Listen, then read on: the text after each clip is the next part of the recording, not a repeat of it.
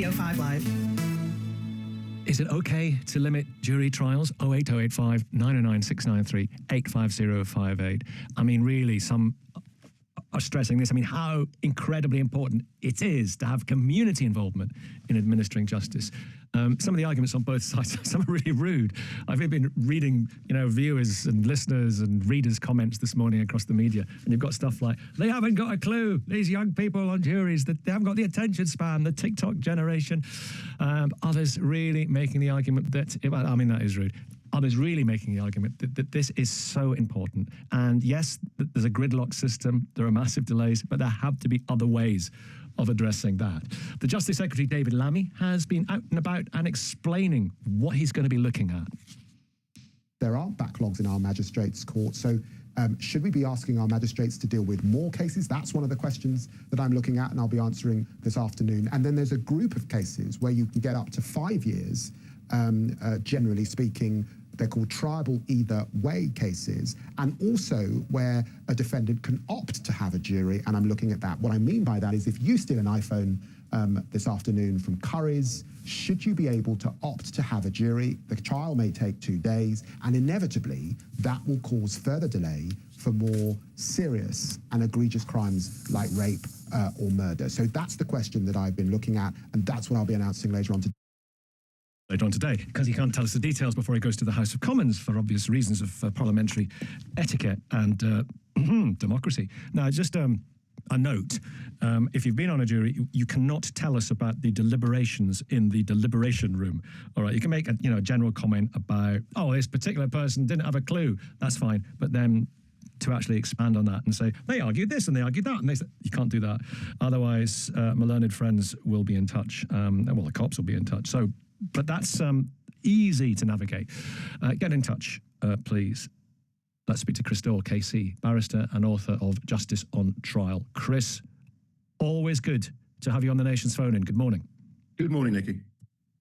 And Catherine Alawalia, Principal Operations Manager at Restore. That's a women's aid charity. Your perspective is at the heart of this, Catherine. What do you think about the possibility of these changes? Well, I think something has to be done because of the backlog. Obviously, we don't know about getting rid of juries because we don't know what's going to happen.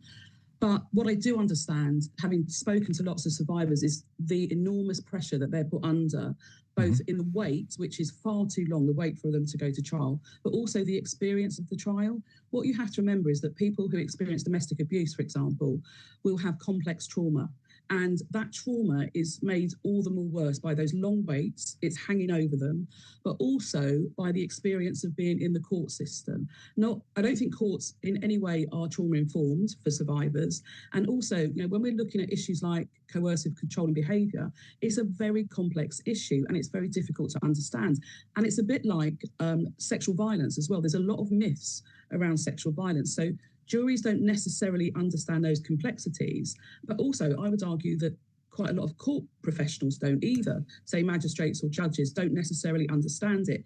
So from our point of view, I would say one of the most important things is that there has to be education for, if there are juries, the juries have to understand what it is, and also for the judicial professionals as well, they have to understand, because the way people present when they've experienced complex trauma is not the same as, say, a perpetrator who has a controlling personality who is going to present very differently within the court system. And we're not serving those survivors well through the whole judicial system. They often feel belittled, undermined, and not believed. And then they're re-exposed to the abuser through the court system. So it's almost like we're abusing them again through the judicial system. So, we've had survivors say to us, I wish I hadn't reported it. I wish I hadn't gone through with it, even though the perpetrator has got a conviction. Your rational brain thinks, well, surely you'd be relieved. But actually the experience is so traumatic for a lot of survivors that isn't how they feel at the end of it. They feel like they've been re-traumatized and re-abused through the system. It is tough. I've been a survivor in court, and I've basically, been accused, not far short of being a liar. It was a guilty verdict, ultimately. Yeah. But I did think at the time, I was torn inside, furious. But I also did think at the time, that is a necessary, my rational self, my journalist self, that is a necessary part of the system. Catherine, let me ask you, if your son was falsely accused of rape, for example, would you prefer that he faced a magistrate or a jury? That's a really good question. I mean, one thing, because we've talked about the delays for victims, what about the delays for people accused? Because it, as you say, if they were falsely accused, it also means it's hanging over them for all that time, isn't it? They can't move on or get on with their lives. I would hope that if somebody is falsely accused, they would get a fair trial. Unfortunately, what we're seeing with domestic abuse and sexual violence is the outcomes in the courts are often poor. Now, it's been made worse by the backlog. There are definitely some cases that are pushed through because of that. I would want everybody to have a fair trial, but I would also urge that we do take into account the impact of trauma and how we're re-traumatizing people in court. We could fully support victims with either an ISVA or an IDVA, and that's an independent sexual violence advisor or an independent domestic violence advisor through the whole system. So I think we need specialist support both in court and specialist training for people so that they fully understand it. But I totally get your point about if you're falsely accused, but it's really difficult because I think victims don't have trust in the system. That's the problem, because they're not seeing those positive outcomes and they don't trust the system. Even if they get a conviction, they feel the system has let them down. Chris Daw, what do juries bring to justice?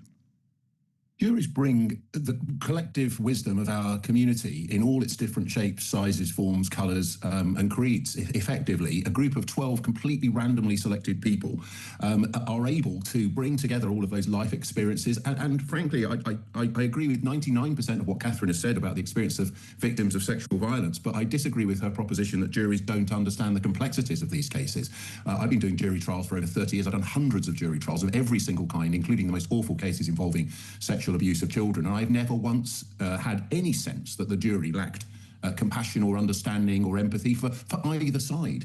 Juries have a unique ability to pool that collective wisdom and to reach a verdict which almost all of us are confident is a fair and just verdict that follows the law.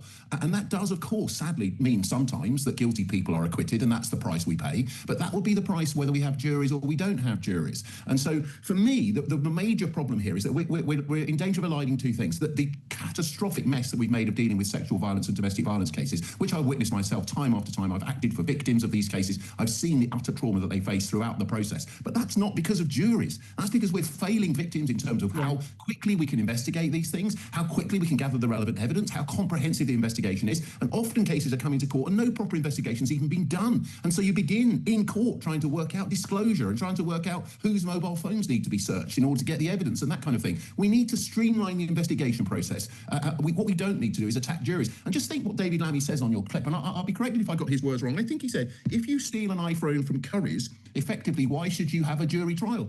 But the problem with that is he assumes the person's guilty in the question. He said, if you steal, but the problem is you're not, that's not how it works. What's the problem with a magistrate? What's the problem? You're accused of stealing an iPhone from Curry's, and if you're completely innocent, and I've had clients accused of shoplifting who are incredibly damaged by the allegation and incredibly traumatized by the thought that they could be publicly convicted of theft, that of course they want a jury trial, because only a jury can really grapple with the realities of life on the streets and the way that life really works, and that in the end is what every criminal case is truly about. That's interesting. So only a jury can understand the reality of life on the streets, whereas a magistrate perhaps can't.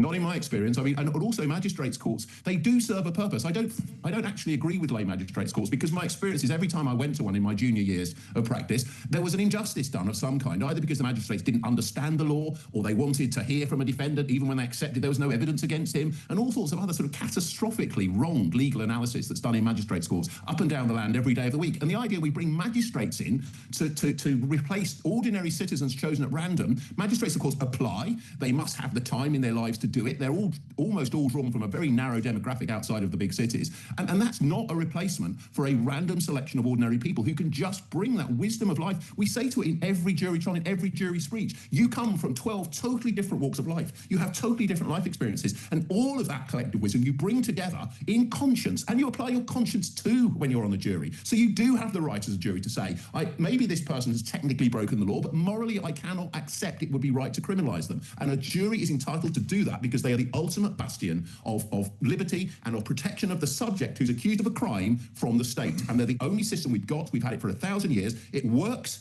every single day. The bits that don't work are nothing to do with the jury. They're broken ceilings or air conditioning that doesn't work or courts that can't sit because there's no judge for the courtroom or some other thing like that. Meanwhile, people are waiting years. Meanwhile, people are waiting 4 years, and this would surely sort it out or help to sort it out. I'm going to say something. It wouldn't, not for rape cases, because they're not proposing to do it for rape cases for a start. Yeah, but rape cases taking a long time because there's a logjam elsewhere in the system. Exactly. So here we go, Nicky. Now you've hit the nail on the head. The problem is not the jury system. The problem is we have an obsession in this country with using the criminal justice system to solve every problem we have. And we want more and more people to be prosecuted, including for things on Twitter and God knows what else, because someone said something that upset somebody on Twitter. The police are involved. They're arrested. There's prosecutions. Well, that's another thing. But also we're prosecuting people who have serious mental health problems for shoplifting or who have a serious addiction, a long-term addiction for shoplifting, instead of diverting them from criminal justice, getting them the treatment they need, and they won't bother the criminal justice system again. Instead, we have a revolving door of pointless, stupid prosecutions which clog up the system, as well as all the inefficiencies and all of the things that don't work in the system. And instead of looking at those things, we're focusing on the one most important part of the system, which almost every criminal law or anyone who's ever been in a Crown Court agrees the problem is not the jury. I don't know anyone in my profession who thinks that the problem is the jury, and we're the ones who are there watching it happen every day, prosecuting and defending. We're going to hear from David in a second and Simon in a second, but Catherine, let me just put something to you. It's quite shocking, and I'll never forget it. And it's about juries, and it's about those accused of sexual crimes and those victims who have to go through it. It's a pretty successful criminal barrister I once met in the pub, and he was, didn't know him, but he was talking, and he defended people accused of sexual crimes. I'm not endorsing this, I'm not gainsaying it, I'm not saying it, I'm just telling you what he said to me, and it's about human judgments, this. That's not to say that judges and magistrates don't have those same influences. No man, no woman is an island. But he said, if he was defending someone who'd been accused, a young man, for example, of a sexual crime, and that young man perhaps knew the victim, if he went into the court and he looked at the jury and he could tell if he had a better chance of getting that young man off, as it were, because he could say, and this is a very uncomfortable thing to say, I'm just saying what he said to me. He said if there were enough women of a certain age on that jury, he could appeal to their, it could be my son. Yeah. It could be, what was she doing in his room at that time in the morning? It's interesting that. Is that your experience? That's all got out of the window, Nicky, years ago. We have the judges give juries very careful directions about stereotyping and about all of those other myths around victim shaming and everything else. Judges give very, very clear directions on that. So I don't know how long ago that was, but that's certainly not how rape cases are conducted. It's about 10 years ago, 10, 15 years ago, but it's always stuck with me. Catherine, you comment on it. Two things I was going to say is the conviction rate is so low for sexual violence that most victims don't even go to court. They don't even go to the police, because the conviction rate is so low and they don't trust the system. And the problem is, I think there's two problems. I really don't think people truly understand the issue of consent. I honestly don't think that. And I also think, people can sway juries by, if you like, thinking if this person is convicted of rape, it is going to, and I've seen it, it's going to affect the whole of their lives. And people. It's kind of what I was saying there a bit, isn't it? Exactly. They don't want, it's very difficult to actually say that person is a rapist if you're not sure. And to be fair, you have to be sure, don't you? But the other thing that you've alluded to is, and we still see it both in domestic abuse and sexual violence, there is victim blaming. There is definitely victim blaming. Why didn't you leave? Why did you go to their apartment? Why were you with them? Why were you drinking? And we're putting the blame on the victim as a defence against a possible perpetrator. So how do you fix that? How do you sort that out? Well, I think that's really difficult, because I think that's what I'm saying about educating juries, because I think, and I agree with the barrister, I think things have changed and we have come a long way. But I also think if you talk to the average person, they really don't understand consent. And people tend to think that sexual violence is carried out by a stranger, when actually the truth is most sexual violence is carried out by somebody that you know. And I think also that there have been a couple of programs recently on television where they're sort of like reality programs, but they've had juries where they filmed the jury. It's not, goodness me, so I totally agree again with the barrister. I think how they present in court and they listen and they're compassionate and they show understanding. But what goes on in the jury room, I think that's something that we really, and we don't really understand. And those two programs that I watched were really eye-opening to me. And what I gained from that, and I've never served on a jury, but what I gained from that was that the people with the loudest voices and the strongest opinions actually tended to win the other jury members over. And interestingly, going back to what you said earlier about somebody making a comment about young people, interestingly, it was actually the young people on those two juries that I thought made more sense than a lot of people who have embedded beliefs about gender stereotypes and what goes on in a relationship and what's okay and what's not okay. I think younger people are coming through with actually a slightly different view, and it may be because they've got less life experience or they've had more education in schools about relationships. What you're referring to are perhaps, arguably, some might put it, old-fashioned views. Well, listen, but that's not to decry wisdom. No. Let's speak to David in Gloucester. I want to speak to David because we've spoken before, David, and it was so powerful. And hearing your experience, I think people will find really interesting. Simon in Alnwick coming up as well. Hi, Simon. So, David, good morning. Good morning. You were one of 6 defendants found not guilty of criminal damage by a jury. It was an environmental protest. And you feel that by appealing, well, we're not talking about the deliberations of the jury here, but you feel that in court, you kind of connected with the jury. So tell us the story. Okay, well, it's a sort of different angle, and I respect I'm coming on after a very intense conversation just been having. But my experience was that I was part of a protest in 2019 around the climate, and we deliberately went to cause damage to the Shell headquarters, the oil company Shell headquarters in London. We caused enough damage to qualify for a jury trial for criminal damage. And that was our intention, was to appear in front of a jury, and by representing ourselves and not using barristers, we were able to talk directly to the jurors across the courtroom. the barristers on one side, the judges up on his bench, but we were looking straight across from the witness stand to the jurors, and it's a very powerful experience because this was 2021. They were masked up. There were screens, there was all the COVID regulations, but you're talking to your peers, you're talking to ordinary people, and you're not talking through the filter of legal language. It's a very direct explanation, and we're allowed, there are now many more restrictions being placed on defendants about what they can say about their motivation, but we were allowed to explain why we'd done what we did. There was no debate over what we'd done. Explain to us, as you explained to the jury. Okay, so we didn't debate. There are 3 things under sort of common law you're allowed to say to a jury. One is who you are, to agree who you are, agree what you did or didn't do, and that's normally the contentious point. Obviously, if you're in a normal sort of trial, you'll be discussing whether you did it or didn't. But we weren't discussing that. We agreed. There was all the video evidence. We'd broken some windows and we'd sprayed messages on the walls with spray paint. And so what we were then allowed to do was to explain why we'd done it. And we were not lecturing the jury. We were uncertain about whether what we'd done was the correct thing to do. We shared with them our dilemma and our fears over the climate crisis. And they listened to us as ordinary people. And at the end, they agreed, well, it was an amazing moment. They found us not guilty, despite the fact that in legal terms, it was open and shut. But they applied their conscience to the case. They felt the sort of human connection. We were not gaming the system. We were not being, we were not sort of trying to sidestep or be devious. We were just saying, we know that in legal terms, we have no defense, but this is why we did it. And it was an amazing moment. They found us. But you were lucky.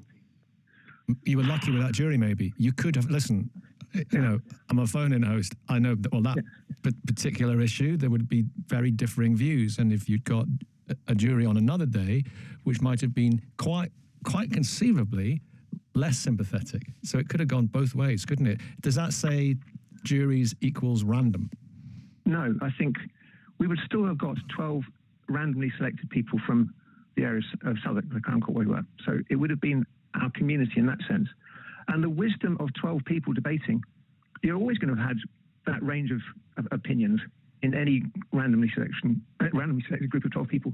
And I bear in mind the fact that we went to trial 2 years after what we'd done in 2019. That was 2 years during which the whole idea of action around climate was being rubbished as being extremist, or as being irrational, or as being unnecessary, or just being it was no longer, that was 2 years of a lot of media reframing of that sort of thing. And the jury had spent, to put it simply, a lot of them spent 2 years reading the Evening Standard saying, these people are nutters. But they listened to us. And that wisdom that comes from 12 people would be the same in any random selection.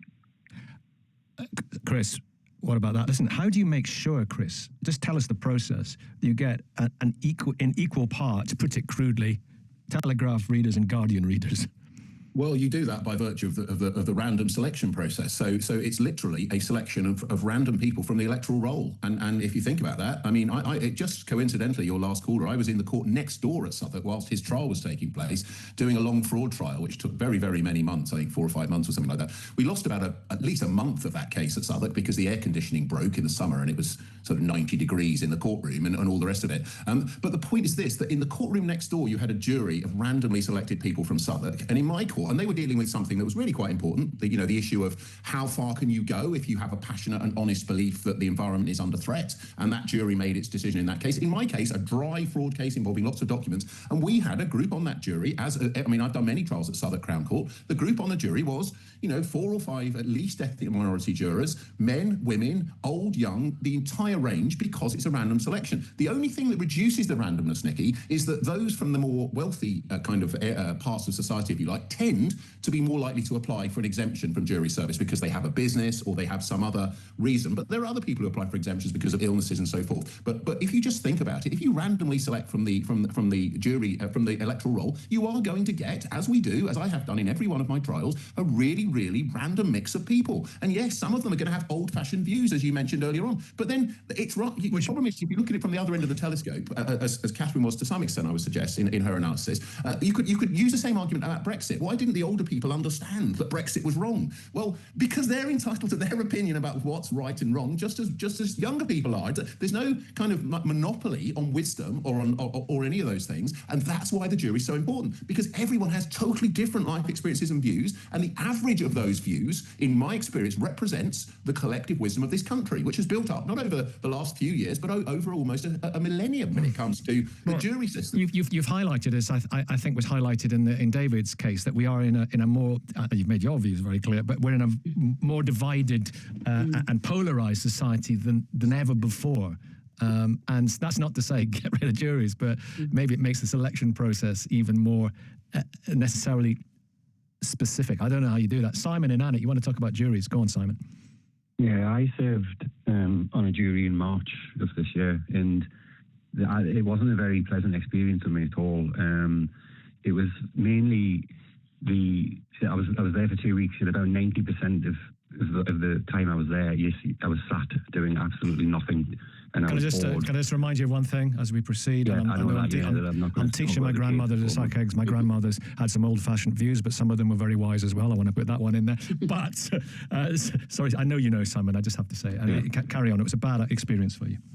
Yeah, it was, and as I say, about 90% of the time I was there, you're sitting doing absolutely nothing. Even the ushering process to get you into court, it's so drawn out and tedious and moving you from place to place, and then you have to sit and wait to be called into court and stuff. And it was just such a boring experience. I appreciate, obviously, it's your civil duty and stuff to be there, but I was bored to the point of being just delirious, and I just thought, the whole process should be reformed somehow. Maybe, I was thinking of ways that it could be reformed where it would speed the whole jury system up. And one of them I thought of was maybe people could attend digitally, through video link, and that might allow them to sit on more cases, because it cuts down the time that it takes to get people into court and all the usher process and stuff like that.